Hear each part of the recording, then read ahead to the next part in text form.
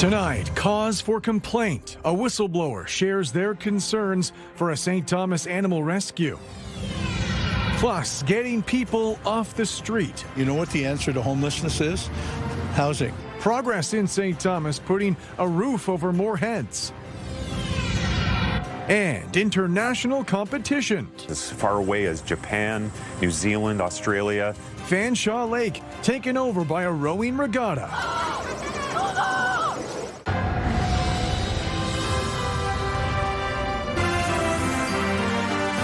CTV News with Carlyle Fiset.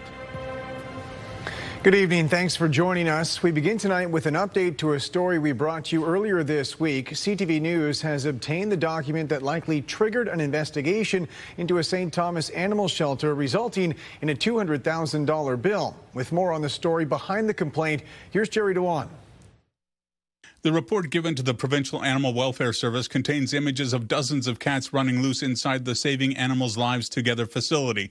The former SALT volunteer requested anonymity, but claims many of the cats had various untreated illnesses. It was just a wrong situation for the cats. A lot of the cats were just in really extremely poor welfare conditions. The whistleblower believes SALT founder Bonnie Smith wants to help the cats, but that doesn't always result in the best decisions. Nobody can argue that she cares deeply for the cats. She really does care about them and wants them to have better lives. She just doesn't seem to be able to recognize that she's not providing that. Smith admits the rescue took in too many cats, and that became a problem. We give every cat the second, third, fourth chance. Starting in May, Animal Welfare System inspectors sent about 60 cats to the Toronto Humane Society so they could be adopted. A PAWS-appointed shelter vet then took approximately 60 more cats for care. Smith says she was told 19 of those have since been euthanized. On Monday, she received an almost $200,000 bill for veterinary care and boarding for the seized cats. Smith says the bill puts SALT at risk. And because we take in those type of animals, does that mean that we should be shut down? Does that mean that these animals should die? This is not the first time a shelter run by Smith has been in the spotlight. In February of 2000, dozens of cats were rescued after a fire in Smith's London home. While the blaze wasn't attributed to shelter activities, it prompted neighbors to voice concerns. Others say SALT's practices have been troubling. Ashley Cooney says her Hamilton-based exotic animal rescue donated food to SALT when they were having financial difficulties, but became increasingly worried about the operation. 100 or more cats in, an 800 square foot space, going past caged cats, which are obviously in quarantine. That became very concerning for us. Smith says on Thursday she was having discussions with a lawyer preparing to appeal the statement of account. If you can't justify that, but you still want to hand out a $200,000 bill, I think there's a serious problem in accountability in our government. She's also launching a fundraising effort to offset the $200,000 bill. That sparked concerns for Ariana Grace. People deserve to be informed on what they're asking to be donating to. They deserve to be informed on what their money is going to. The Solicitor General's ministry has declined comment, saying there is an ongoing investigation. Jerry Dewan, CTV News.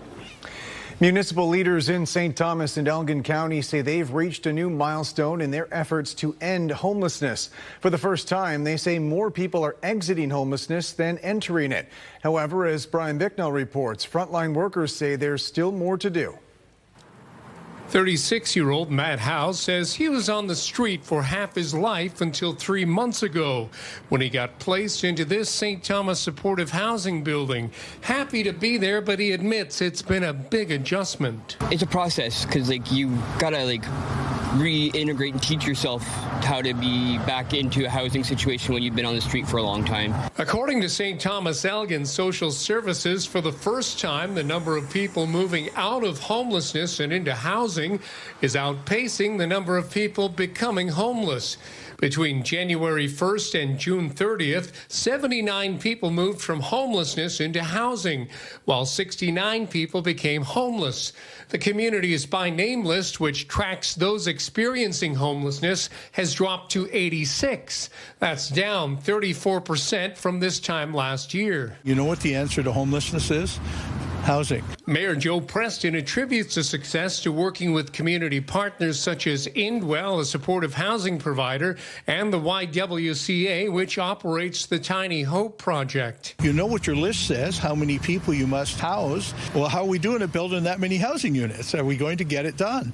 And we are, and we're now at that point where we continuously start to see numbers that respect that what we've gotten done, the hard work of the whole community. Those who work in harm reduction say housing those with addictions or mental health issues is not just about providing a roof over their heads. We do see some people who try one form of housing and it just isn't the right fit for them, and they find themselves after a few months back out on the street, either back at shelter or back to camps. What you're hoping for is that you can get people into recovery and through recovery and back into a normal life, whatever that looks like. And housing is one of the first steps. The goal is to reach functional homelessness by 2027, where total housing placement capacity reaches or exceeds the number of people experiencing homelessness. Matt House says it can't be done without the wraparound supports he's come to depend on. You definitely have to be involved, and you have to want to be there.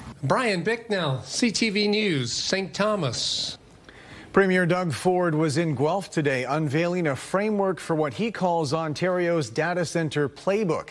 It outlines policies for the types of projects the provincial government is willing to consider approving. Alexandra Hollick has more on the recent public interest in regulating any data centre development. This 230,000 square foot facility in Guelph stores some of Ontarians' most important information.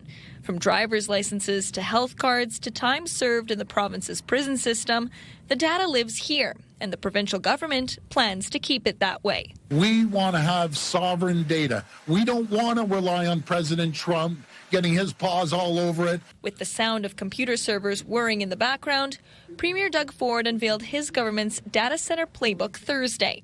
It outlines how the province will tackle new data center projects, sticking to 3 pillars: advance economic development, protect data security and digital sovereignty, and invest in communities and earn public confidence. But public confidence is where critics say the framework falls short. Concerns over potential environmental impacts of AI data centers have some municipalities pressing pause or moving to ban the facilities altogether. I find it, I guess, hypocritical. You can't say I don't want it in my backyard, but by the way, we're going to use all that power and all the information and the data centers to run my community. Ford taking a jab at those against the facilities, calling them misinformed. Do your due diligence, do your research. Data centers have been around for decades. As part of the proposed policy, data centers will be required to bear the full cost of the electricity they use. So no costs are passed on to the hardworking Ontario families. Ontario will not offer financial incentives to attract investments. With more than 100 data centers across the province and even more on the way, Ford emphasized his government's plans to prioritize projects that would see Canadian data stored in Canada and not south of the border. Ontario has a choice. We can build the economy of the future and ensure Canadians' data remains in Canada and out of President Trump's hands, or we can get left behind and risk Canadians' data being sent down to the U.S., where only President Trump, God knows what he will do with it. I don't trust that guy as far as I can throw him. Members of the public have the next 30 days to give their input on the province's playbook. The final version will be released in tandem with Ontario's AI industrial strategy this fall. Alexandra Hollick, CTV News, Guelph. Meanwhile, Premier Ford says he had no idea his party spent thousands of dollars on a trip to Jamaica 3 years ago.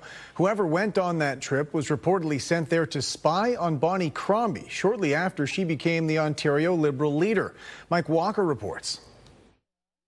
I just want to talk about some deeply disturbing information we learned. The Ontario Liberals call it a disturbing privacy violation of former leader Bonnie Crombie and are demanding answers after a report by the Trillium and Polycorner alleges the Ontario PC party sent someone to spy on Crombie in Jamaica days after she won the Liberal leadership in 2023.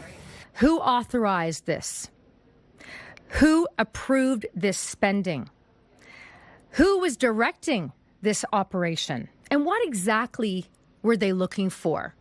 What kind of report did they file when they got back? The report has not been independently verified by CTV News. It states the Tories spent nearly $3,000 on 2 resorts in Jamaica when Crombie was there for a short vacation, citing opposition research. It goes beyond ordinary political opposition research that we know that parties do. When we see someone actually physically following someone to observe a political opponent is just the lowest of the low. Today, the Premier insisted he had no knowledge of the plan. I didn't know until yesterday, but talk to the party. I don't approve of it. But Ford acknowledged the party spent $3,000 on a trip to Jamaica. I don't watch every single dollar when I'm in the middle of a campaign, the largest in the country.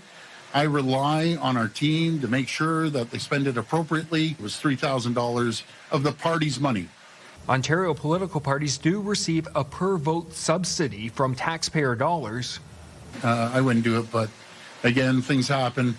It's no different than myself when the media has followed me down to Florida. You know something? It's politics. The opposition isn't buying Ford's response. NDP leader Marit Stiles also demanding answers. It's creepy and it's disgusting. Despite what Doug Ford said today, it's not just politics, and he needs to take responsibility for this. I think it's absolutely outrageous. Crombie, who is currently running to become mayor of Mississauga again, did not respond to our request for comment. Mike Walker, CTV News, Toronto. Good evening. We have a beautiful summer evening underway. Temperatures hovering into the mid-20s across most of southern Ontario, and we're into a nice mix of sun and clouds. Still a bit of humidity, feeling close to 30 in London and feeling close to 34 as we head toward Windsor. A bit of cloud cover towards Sarnia and Windsor this evening with a 30% chance of showers in Lambton County, Chatham, Kent, and Windsor, Essex, where you can see some spotty light activity from earlier in the day. The rest of the region will be holding on to partly cloudy conditions as we head through the overnight. So nice and quiet out there as high pressure builds into the area. That high will be with us as we head into your Friday with lots of sunshine on the way. Temperatures heading through the late evening will hover at around 20 degrees by 10 o'clock, and we're down to 19 at midnight. Skies will be partly cloudy. Stay with us. I have a beautiful Friday to share with you. The next opportunity for rain will move in over the weekend. We'll talk timing coming up in just a few minutes. Carlyle? Thanks, Julie. York Regional Police say they will be the agency conducting a criminal investigation into Sarnia's Police Chief Derek Davis. No other details on the nature of the investigation have been provided. It began after a local journalist filed a complaint regarding Davis's private consulting business and police hiring practices. Davis is currently suspended with pay in the midst of an ongoing workplace harassment investigation against him. Elgin County OPP say they're investigating a sudden death on the Delaware Nation at Moravian Town. According to police, a 33-year-old from Chatham was rushed to hospital with life-threatening injuries where they later died. They're asking anyone with useful information to contact them. Crown and defense lawyers gave submissions today during an appeal in a case of a London man convicted of disturbing a pride event 4 years ago. 44-year-old Richard Sillers was found guilty in March 2024 of possessing a dangerous weapon, which the court heard was a flagpole attached to his truck. Trial evidence showed he was at a drag queen storytime session in Wortley Village and began protesting using the flagpole. Sillers' lawyer argued today that he was acting in self-defense and his conviction should be reversed. The Crown argued Sillers was looking for a confrontation and wanted to disrupt the people in the park. No date for a judge's decision was given. Elsewhere, a 44-year-old man pleaded guilty today for his part in a shooting outside a downtown London strip club. In an agreed statement of facts, the court heard Kwabena Anwar was inside Solid Gold on Dundas in the early morning hours of April 29, 2023, when he got into an argument. The court heard he was forced to leave, and that's when he fired a handgun towards security guards, though no one was injured. Anwar pleaded guilty to 3 firearm-related counts, and he's expected to be sentenced in October. A crash on Springbank Drive sent 2 people to hospital this morning.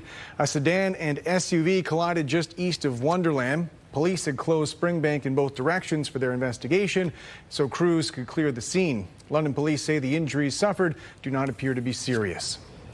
Officials at London's Children's Hospital say they're the first in Ontario to use a robotic spine platform to correct scoliosis in a child.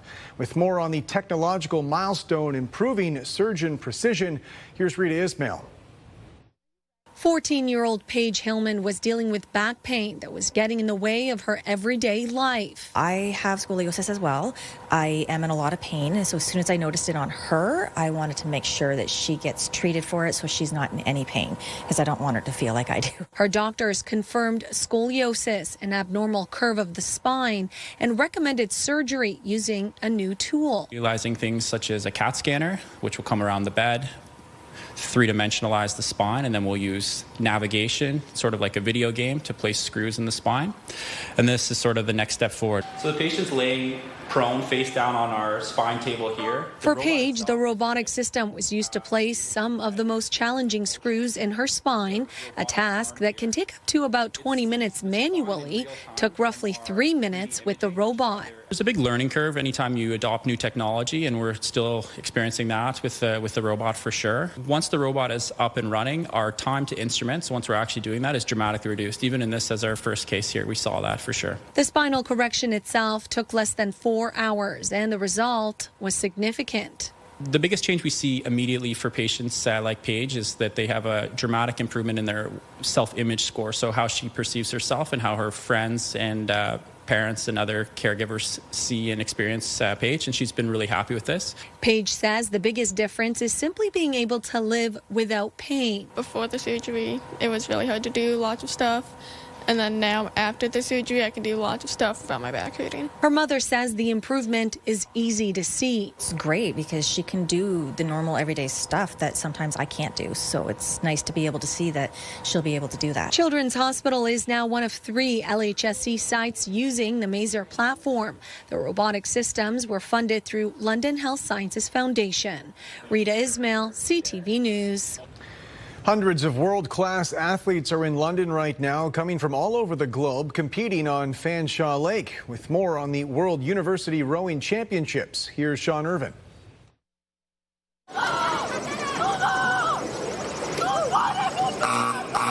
The final moment of a 1,500-meter rowing race on Fanshawe Lake leaves competitors breathless yet exhilarated. This is just one of many heats on day 1 of the World University Rowing Championships on Fanshawe Lake.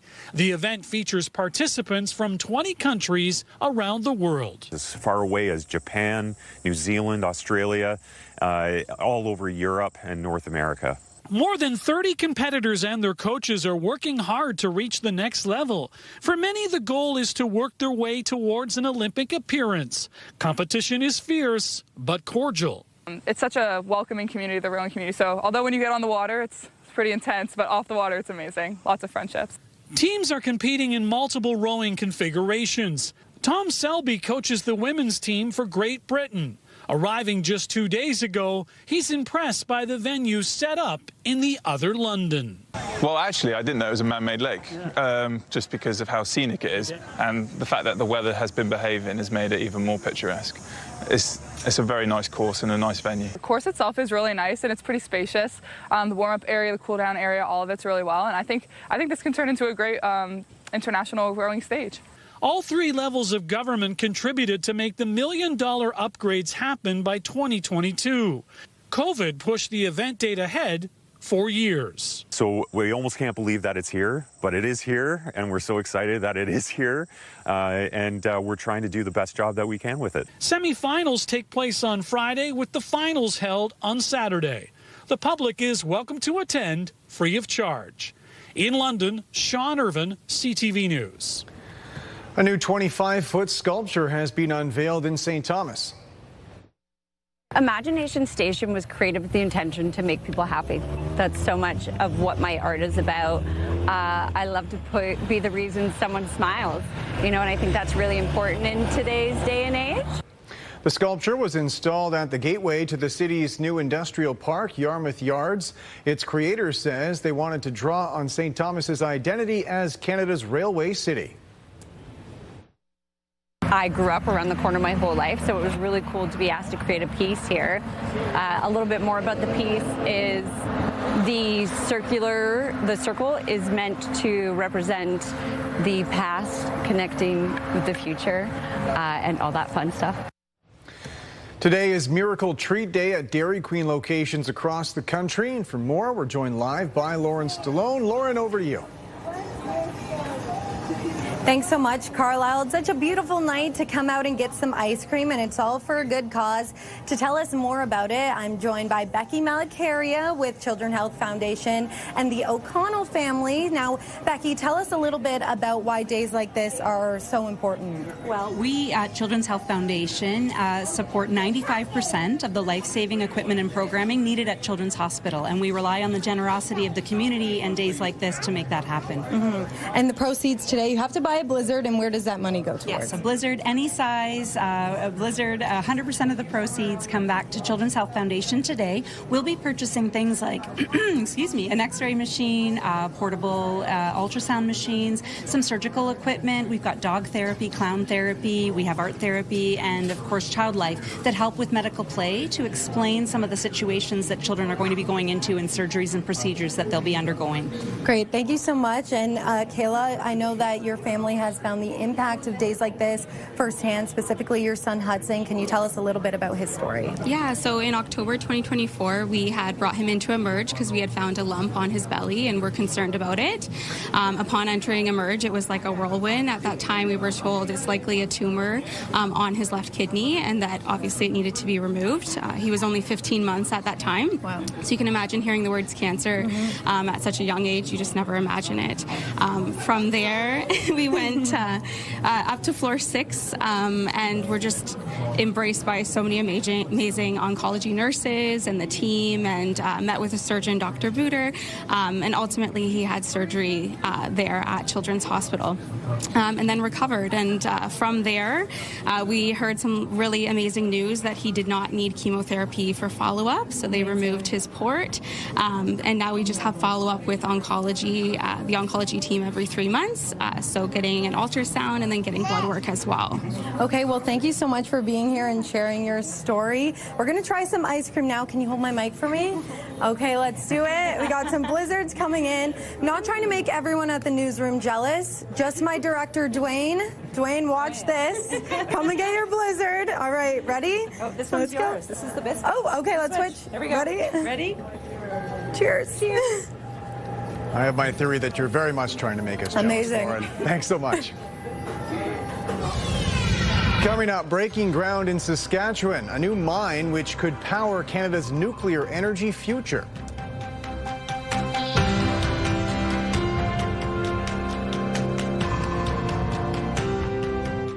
Download the CTV News app and stay on top of local stories as they unfold. We begin tonight with Ontario's latest. Customize your feed and watch live wherever you are. ctvlondon.ca, your home for news.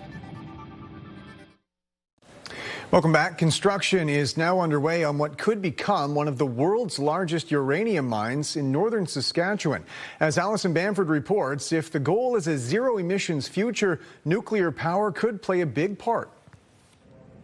I'm standing at what they call the heart of the operation. This is where the production shaft will be built, and once operational, could move 30 million pounds of uranium ore up from the ground every year.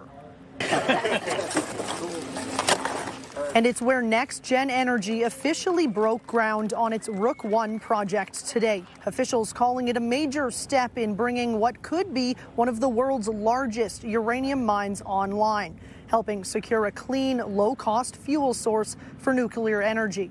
Construction here comes at a time when global demand for nuclear energy ramps up. Ottawa has big aspirations of expanding domestic generation and global exports. Canada is already the second largest uranium producer in the world. Currently, all of the country's uranium is mined from this region, the Athabasca Basin in northern Saskatchewan, and officials say this new mine will add to the global fuel supply. This is Saskatchewan, part of Saskatchewan's contribution to Canada becoming an energy superpower. Saskatchewan, today is about 20% of global supply of the fuel for that clean nuclear power globally. And it's projects like this that are going to increase Saskatchewan's global presence in that space and going to increase the global presence and opportunity for those that live in northern Saskatchewan as well. The process of developing a new mine takes time. Exploration at this site started in 2013. Final approvals for construction happened in March, and just now they're breaking ground. Construction is expected to last over the next 4 years, and operations are slated to begin in late 2030. Allison Bamford, CTV News, Patterson Lake, Saskatchewan. A new thrift shop has opened in Bayfield, supporting hospice care in Huron County. With more on how this fundraising effort will work, here's Scott Miller. The quality of donations are just outstanding. The newest shop in Bayfield isn't just a thrift store. It's a way to learn about and help fund end-of-life care in Huron County. It's a really gentle way to talk about hospice, actually. The Moments Matter thrift shop in Bayfield opened a few weeks ago as a way for the Huron Hospice to help cover the large annual costs to operate their 6-bed end-of-life care facility located near Clinton. The model in the province is that hospices are funded by the province about 50%. So the other 50% we need to generate with fundraising, donations, etc. In our case, that's about $700,000 a year. We are confident that the store, after all expenses, will generate at least $100,000 a year to come into that need that we have for the community. Van Klooster acknowledges it's an outside-the-box fundraising idea, but says it's necessary as the annual pressures of fundraising keep rising. It provides a bit of continuity that way, where we do have fundraisers that, as you say, are once a year, let's say. We do have some other activities we do that generate revenues on a pretty regular basis, but this is very regular. I mean, we're open 7 days a week right now for the summer months. The thrift shop is also a way to raise the hospice's profile in the community, says Van Klooster. It causes every day also for people to just learn a little more about the hospice and think about us. If Grandpa's dying right now, maybe, gee, I never thought about hospice may be an option for us. Yeah? If the first 6 weeks are any indication, the Moments Matter thrift shop should be a great boost to the hospice's fundraising efforts, attracting 2,500 customers in the first 6 weeks of operation. It's a really great way for people to feel involved without necessarily the financial commitment of donation or the time commitment of volunteer. In Bayfield, Scott Miller, CTV News. On the desk with Julie Adgeson now on what has been a calm and pretty pleasant day here for mid-August at this point. Yeah, it was a great day. Temperatures right around where we should be. The humidity not too oppressive. Today was a calmer day. That stationary boundary that's been plaguing us all week is starting to drift a bit further southward, allowing high pressure to move in. Now, this is a photo that came in this morning, and it was taken by Rick Everett, showing some of the dense fog that was in the area, and definitely dealing with some foggy conditions before it mixed out. It took a few hours. We had a fog advisory. Now, it's not going to be as foggy overnight first thing tomorrow morning because the air mass is starting to dry out at those lower levels. 27 degrees our high today, 17 our low, and tonight a bit cooler in southern Ontario, a nice light northerly flow. We still have some rainfall in northeastern Ontario and parts of southern Quebec. You can see the shower, so under this upper trough. High pressure building in now at the surface, and you can start to see this sliver of clearing take hold. Now, there is a low pressure system just south of Lake Michigan, and that's affecting parts of Indiana and Illinois, but that is not moving in for us. But you can see the cloud cover that's associated with it has moved into Essex County, Sarnia area, as well as Chatham-Kent. So you're dealing with a bit more in the way of cloudy conditions than the rest of southern Ontario, especially as we head towards Huron, Perth, Grey and Bruce. You have some very nice conditions heading towards sunset, and another nice day on the way for tomorrow. Temperatures holding steady. 23 to 26 degrees, a bit cooler near Lake Huron this evening with a light northerly flow coming in. Across the country, still major issues with air quality in parts of Western Canada as forest fires continue to burn. There is some showers in the forecast in through the interior of BC over the next couple of days, although the probability about a 40% chance in and around Kelowna and areas further east. However, not expecting major rains, but the chance for a little bit of rainfall, so that will help with some some of the fires. It's cool today in Calgary, and temperatures have been cool all day. Not a big warm up, but temperatures are expected to rebound as we head into Friday. 22 to 26 degrees across the southern prairies, and temperatures on the east coast tonight close to normal. Air quality issues continuing, air quality advisories and a rainfall warning as we move further east. Other than that, it is fairly calm and quiet across most of the country tonight. Not seeing any active weather moving through in comparison to last night. We did have some severe weather. Overnight, we'll dip down between 13 and 15 degrees. Heading into tomorrow, beautiful day with lots of sunshine right across the region. A bit of cloud cover clipping Essex County once again as that stationary boundary has been just kicking up a little bit of moisture, and that continues. But for London, here on Perth, Grey Bruce, Oxford County, you're in for an absolutely beautiful Friday. Sunshine's expected across the area to a mix of sun and cloud, and the forecast high coming in at 27 degrees. The next opportunity for rain will come in Saturday late into Sunday. We have some rain in the forecast. So Saturday night, the clouds will be moving in, and then some showers expected on Sunday. Temperatures over the weekend will go from 28 degrees on Saturday down to 25 on Sunday. But temperatures in the extended forecast close to where we should be for this time of year, even a couple degrees below, especially midweek. So a mix of sun and cloud Monday through Wednesday. Midwestern Ontario, you're in for a banner day tomorrow with lots of sunshine, and that sun will continue into Saturday. Saturday night, the probability will go from a 30 to a 60% chance, and then some rains expected overnight into a Sunday. So if you are vacationing, the best days to be outdoors will be Friday into Saturday, and then some showers expected in southern Ontario on Sunday. Carlyle? Thanks very much, Julie. Still ahead, a costly addiction, parental concern when children spend real dollars on video game credits. Tomorrow morning, we're going to award our first ever tiny trophy. Those tiny little ones that you have that you want to brag about, but nobody will listen. Text in your brags. We're going to read them at 8:15 tomorrow morning. CTV London and Pure Country 93 have your chance to win a pair of tickets to see Chris Stapleton when he brings the All-American Roadshow Tour to Rogers Stadium in Toronto on September 1st with Ashley McBride and Zach Topp. Enter now at ctvlondon.ca for your chance to win your way in.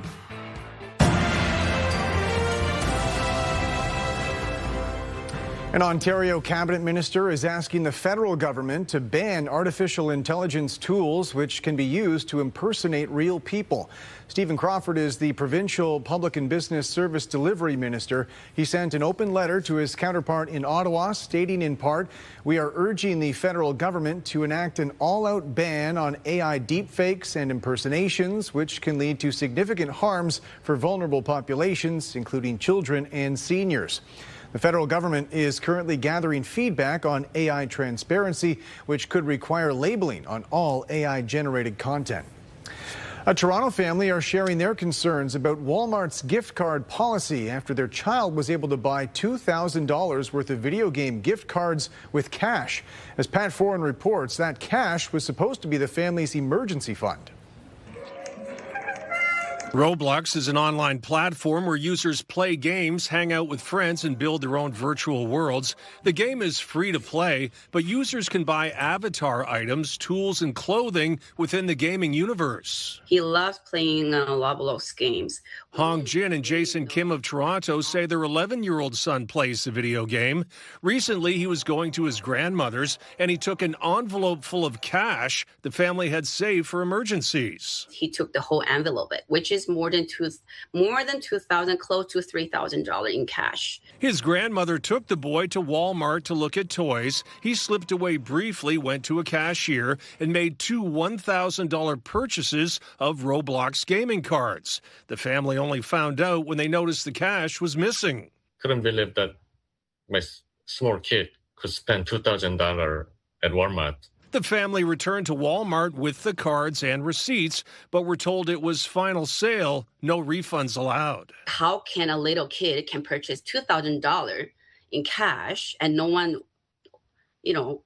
had a suspicious about it? When CTV News reached out to Walmart, a spokesperson said, "We reviewed this transaction and determined our associates acted appropriately. There are no age restrictions for purchasing gift cards at Walmart Canada." Earlier this year, CTV News interviewed a grandmother who says her 8-year-old grandson took her credit card and racked up $2,000 in charges playing the game. He said he was sorry, but I don't think he really understands the ramifications of, that kind of money being lost. Families can use parental controls to limit spending online. Jen is also concerned about the obsessive nature of the video game. I never realized Roblox can be that addictive. Pat Foran, CTV News. Canada's main stock index rose as gains in technology stocks offset losses elsewhere. The TSX climbed 97 points. In New York, the Dow added 70. The Nasdaq is up 215. The Canadian dollar fell 0.04 on commodity markets. Gold lost almost $50 an ounce. Oil dropped $2 a barrel. Later on CTV News, experiencing Canada like a voyageur, the New Zealander who canoed his way across the country. It's Jeff, KP, and Backstage Ben in the morning. 3 awesome people that want to start your day or finish your overnight shift. You'll laugh, you'll text, you'll call, you'll scratch your head, and maybe even beat Backstage Ben. Weekday mornings from 5:30 to 10. Listen live on the iHeartRadio app or at 97.5 Virgin Radio. RCMP documents are shedding light on the circumstances surrounding the Tumbler Ridge mass shooting from earlier this year. Several Canadian media outlets, including CTV, have gone to court fighting for more information.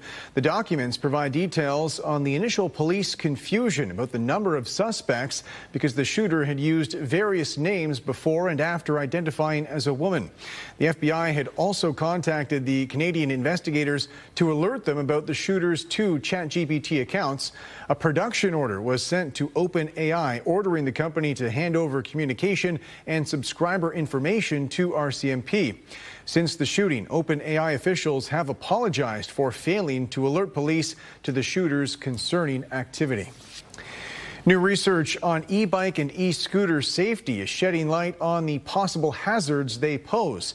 6 kids under the age of 16 were killed last year in Ontario, while many more were seriously injured. With more on the numbers and the doctors raising concerns, here's Paul Hollingsworth. Cyclist Lindsay Wickstrom recently witnessed an e-scooter accident involving a youth. He went down, boom, and he wasn't moving. Wickstrom says it serves as a lesson that young people should not be riding e-scooters in downtown Halifax. We got transport trucks and all this traffic here. This is not a safe place for anybody young to be e-scooter. We have said shouted from the rooftops, no one under 16 should be on these devices. Dr. Daniel Rosenfield has authored a new report showing e-scooter and e-bike accidents in 2025 resulted in 10 deaths. Of the 48 cases of serious injuries or deaths reported, 47% were head injuries. Broken limbs accounted for 40%. Most of these cases involved e-scooters, which have become more popular, accessible, and affordable in recent years. These are not toys. They're functionally motor vehicles without any of the safety features that cars or other motor vehicles have. E-scooter safety awareness is on the rise in Canada. Justin Trudeau's 18-year-old son apologized after a promotional campaign showed him riding without a helmet. Carl Norden works on the Halifax waterfront and sees hundreds of e-scooters every day. I definitely do not agree with the young people being able to use them. And how often does Norden see kids without helmets? All the time. I see very few of them with their helmets on. They have their helmets attached to the e-scooter, but they're not wearing them. Dr. Rosenfield said teaching people to properly use an e-scooter is crucial, and that starts with urging people to always wear a helmet. The majority of severe injuries for e-scooter users are head injuries, and they can often result in a permanent disability. Paul Hollingsworth, CTV News, Halifax.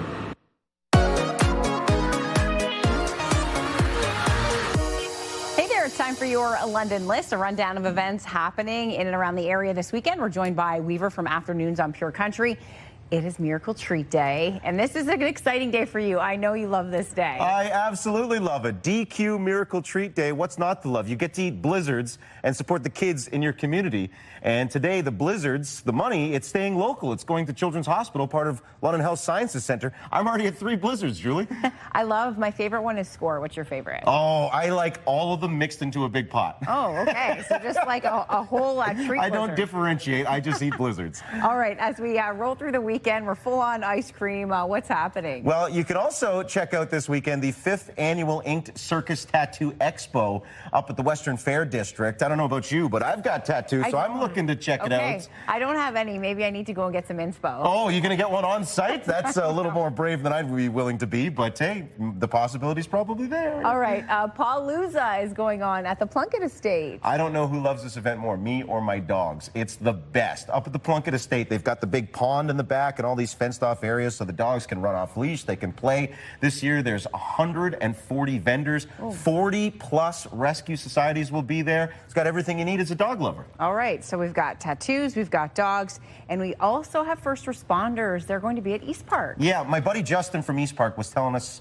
about this event on Pure Country the other day. It's London Police, London Fire, and EMS all in one spot, showing off their canines, their tactical gear, even their drones, and it's family friendly. I'm told families eat this up with a spoon, so get there early. It runs from 1 till 4 o'clock. Kids love trucks. Yes. Kids love superheroes, and that's what they see in our police and our fire, of course, all of our first responders. All right, there's also London-licious. That's going to be wrapping up, so you still have an opportunity to get out. I'm sad it's wrapping up just because I've only made it to a few of the 40-plus vendors this time around. Shout out to that Dave guy at Gibraltar. He made me a sandwich a week and a half ago that was so good. I'm still talking about it today. It was that good, and I would highly recommend checking them out, or again, any of the other vendors. It runs till the end of Sunday, so still lots of opportunities to get out and try a good meal in London. All right, I love the curated menus for London-licious. That's your London List with Weaver, and we'll see you next time. Tomorrow on CTV News, thousands of meals guaranteed. The expected impact from a local donation to a Middlesex County food bank. That's tomorrow on CTV News at 6. Photograph of the day taken at Pinery Provincial Park. Thanks, Joanne, for sending this in. If you look closely, there's a whole lot going on in this photograph. As we head into your Friday, sunshine and temperatures in the upper 20s. The next opportunity for rain coming in Saturday night and the risk of showers on Sunday. There's rising pressure in the Middle East to reopen the Strait of Hormuz, with the International Energy Agency warning global oil stockpiles are dwindling. President Donald Trump has said the U.S. still has control over the waterway, but shipping data doesn't back that up. Vessel traffic remains stalled. This morning, Iran's foreign minister warned the Americans to, quote, be careful, calling Trump's claim of full control fake news.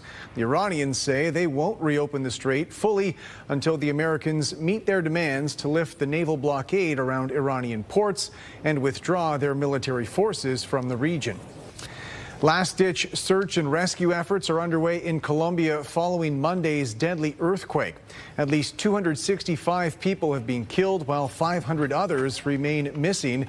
Local officials say rescuers are still finding signs of life under the rubble, though, making every effort to save anyone within reach. There have also been more than 150 aftershocks since the magnitude 7.4 quake, further risking trapped survivors and amplifying risks for rescuers. There are new signs of activity at one of the world's most active volcanoes. Lava was spouting at the Kilauea volcano on Hawaii's Big Island. This re-eruption started early yesterday, spewing lava from the mountain's north vent. Residents have been told volcanic ash could carry downwind, depending on weather conditions. The volcano has been erupting on and off since December 2024. London's top stories. We have breaking news tonight out of Ottawa. The latest in the breaking news alerts. I'm tracking an area of severe weather. It'll start. And watch live. A developing story now from City Hall where. Download the CTV News app. Finally tonight, a New Zealander has concluded an epic canoe journey across Canada, paddling from Alberta to Quebec. With more on his adventure through our country's vast wilderness, here's Geneviève Beauchemin. Oh, Along a solo adventure through the Great White North. What a surreal moment. My first few paddles. Tom Hudson discovered Canada's landscapes, but postcards of human nature shaped his travels. Canadians, I tell you what, I freaking love you guys. Hudson's journey began years before in New Zealand. I worked in construction, I had a house, I had a mortgage, and one day I woke up with my alarm to go to work, and at that moment it just hit me very, very hard. You're not following your heart. Let's go. I sold everything. I sold my house, I gave all my things away. And he found joy from the Rockies to the East Coast in the most Canadian way, paddling a canoe. You hadn't canoed before? No, never canoed before in my life. I wanted to do something that I've never done, and then I wanted to do it in a big way. Oh, The wilderness proved majestic but fierce. On the fourth day, he capsized. Help me! My whole canoe went down the river. There was nothing I could do about it, and it was just me standing on the bank with nothing, just wet clothes. And then he met Josh and his family camping nearby. He's wet, he's cold. Yeah. Let's get him in a dry set of clothes. And I thought I was going to showcase nature and the landscape and fishing and, but really what I showcased was how incredible the Canadian people are. Hudson traveled 216 days over a couple of years, chronicling his journey on YouTube to finance his travels. He was running a little low on money, passing through Manitoba, thinking of pausing his journey when he came across Ivy, a 14-year-old lost dog stuck in the mud. He brought Ivy along and found her owner further along the river. You silly old dog. Now, that moment captured the hearts of many, drawing followers, and so saving Ivy saved his journey. Oh, wow. On the 216th day, he paddled into Old Montreal, his destination. Everyone was standing along this wall. He was welcomed by followers, but also by some of the Canadians he'd met along the way. Geneviève Beauchemin, CTV News, Montreal. That's it for us. Thanks for watching. For your latest local headlines, you can always head to our website. I'm back tonight with your late news at 11. Bye for now.